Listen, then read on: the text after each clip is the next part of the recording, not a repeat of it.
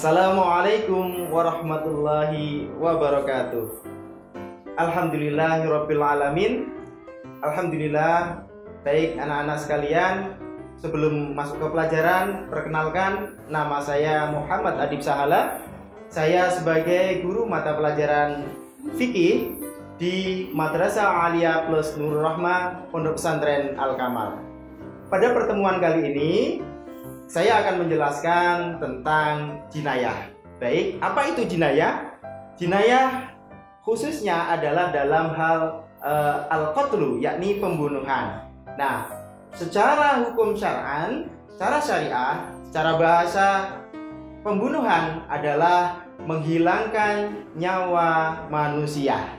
Namun dengan ditambahkannya secara istilah, yakni pembunuhan adalah menghilangkan nyawa seseorang dengan sengaja ataupun dengan tidak sengaja, baik menggunakan alat yang mematikan ataupun alat yang tidak mematikan. Baik anak-anak, selanjutnya adalah terkait dengan pembunuhan. Allah sangat melarang pembunuhan karena dalam maqasidus syariah adalah yang pertama adalah hifdzu ad-din. Nah, pembunuhan ataupun menghargai nyawa seseorang adalah menempati posisi kedua, yakni hifdzun nafsi, yakni menjaga jiwa manusia. Banyak sekali ayat-ayat Al-Quran yang menerangkan tentang larangan pembunuhan. Salah satunya adalah wala taqtulun nafsal lati harramallahu illa bil haq. Macam-macam pembunuhan. Dalam pandangan fikih, pembunuhan adalah dibagi menjadi 3. Yang pertama adalah disebut dengan qatlul amdi atau pembunuhan dengan sengaja. Yang kedua adalah qatlu syibhil amdi atau pembunuhan seperti sengaja. Adapun yang ketiga adalah qatlul al-khata', yakni pembunuhan karena suatu sebab kesalahan.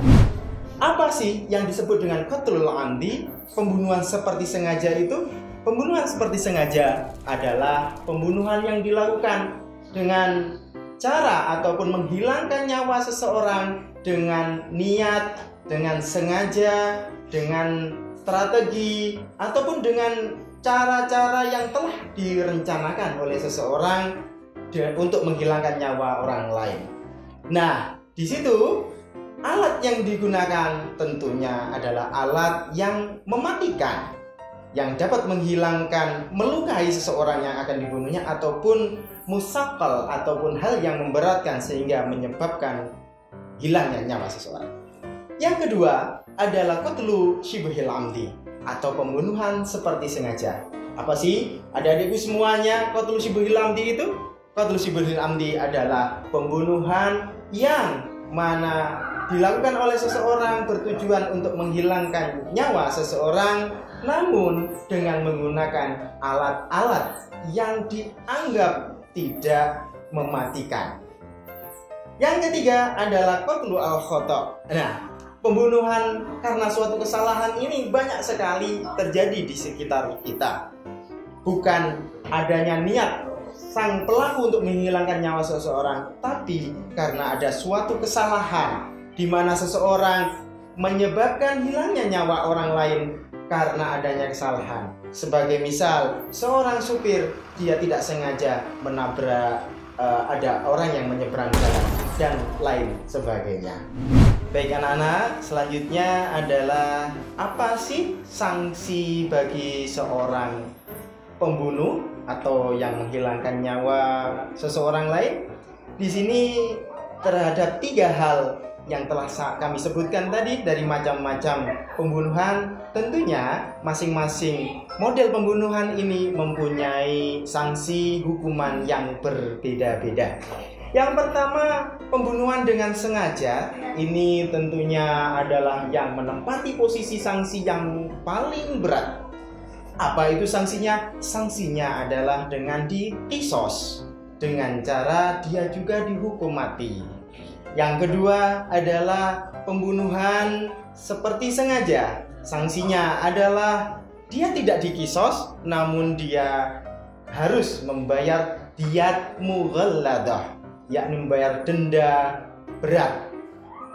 Adapun yang ketiga adalah pembunuhan yang karena kesalahan. Hal ini tentu saja hukumannya adalah bukan juga di kisos, tetapi juga bukan di diyat mughalladah.